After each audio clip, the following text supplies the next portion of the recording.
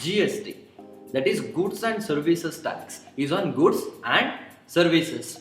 So it is very important for us to understand what is goods and what is services. So in today's class, let us understand what is goods. In our normal understanding, or in a dictionary meaning, what is goods? Goods is something which is tangible, what one can feel and touch. But in GST, the definition of goods is totally different.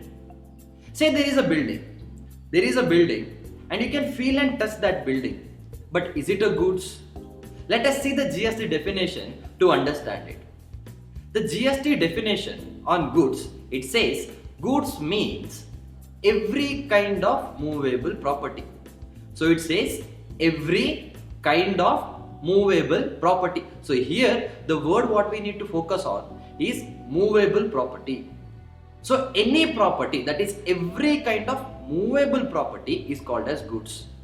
So what is this movable thing? Whether in the example what we took, whether the building is movable, you can't move the building. So once you cannot move it, it is not goods. Let us take one more example. Say electric pole, the electric pole which they put besides the road, near the road. Whether it is movable, we never saw an electric pole moving. So is it movable or not? Say they want to expand the road, they want to broaden the road. Can't they remove this electric pole and fix it in some other place? They definitely can. So actual movement is not necessary. An electric pole may be next to the road for 10-20 years without moving an inch. But if you can move it at the time of necessity, that is, in case you require, if you can remove it and fix it at some other place, it is movable. So one thing you need to understand is actual movement is not necessary and movability is the necessary factor here. So every kind of movable property is goods. Then the definition continues. It says every kind of movable property other than two things. So there are two things which are actually movable, okay, which are actually movable, but the GST Act says though it is movable, we are not treating it as a goods. So which are those two commodities? That is, one is money and one more is share certificates. Okay, now they don't say share certificates, they say securities.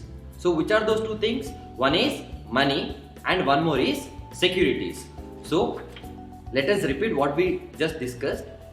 Goods means every kind of movable property, but does not include two things. Which are those two things? One is money and one more is securities. The definition continues. So it started saying it means every kind of movable property other than money and securities, but includes two things. So first it excluded two things. Now it is including two things. The question is why it is including two things? At times there might be confusion. Amongst people saying that whether this is good or not. To solve that confusion, they particularly told these two things are goods. So which are those two things? The first thing is actionable claim. So what is this actionable claim now? Actionable claim, if you look at the definition of actionable claim, it is very complicated.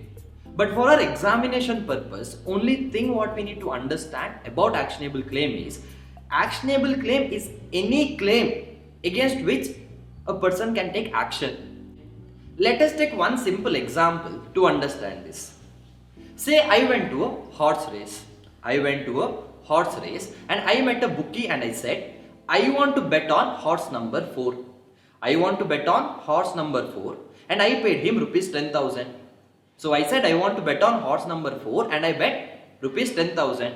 So if that horse number 4 wins, bookie said he will give me 50,000 rupees. Now what did I say? I said take this 10,000 and I want to bet on horse number 4. And bookie said if this horse wins, I'll give you 50,000. As a receipt, bookie gave me this ticket and he said show me this ticket if this horse wins. To my luck, that horse won the race. Okay, the horse number 4 won that horse race. Now am I not eligible for 50,000 rupees? Am I not eligible for that 50,000 rupees? I am. Now let us say that the bookie refused to pay me 50,000 rupees. The bookie refused to pay me 50,000 rupees. Can I take a action against him in the civil court? Can I take an action against him in the civil court? If I can, with the help of this ticket, then this ticket becomes an actionable claim. So this is the only example what we took for what is an actionable claims. Now let us go back to the definition and see. The definition says goods means every kind of movable property but does not include two things, which are those money and securities, but includes two things. Which are those two things? One is actionable claims and one more we will learn now. Now why this clarification was given? Because say, take for an example, whether a tree, okay, whether it is movable property or immovable property, the tree never moves, so it is an immovable property normally. But say I have a mango tree in my backyard, so I have a mango tree, so I get into an contract, I get into an agreement with one person saying that pay me 5,000 rupees, I'll cut this mango tree and give it to you. So what am I saying? I am saying give me 5,000 rupees, I'll cut this mango tree and give it to you. So in this case, am I selling mango tree as a whole? I am not selling a mango tree as a whole. What am I agreeing for? I am saying I will cut this mango tree and give it to you. The moment I agree that I will cut this and give it to you, originally this mango tree was immovable. But the moment I agreed that to cut it, that is sever it and give it to him, this mango tree becomes goods, that is movable.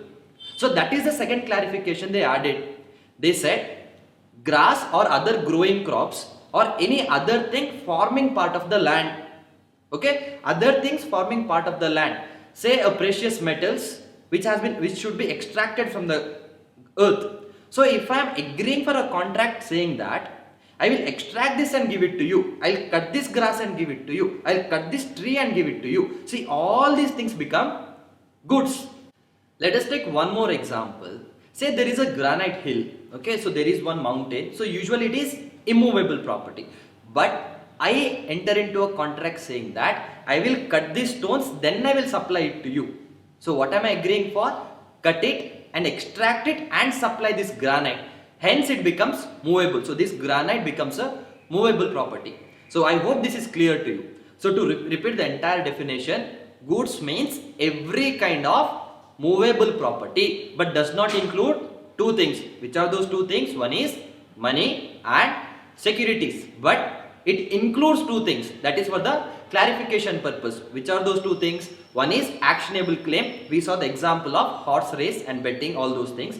So that is actionable claim. Which was the other thing?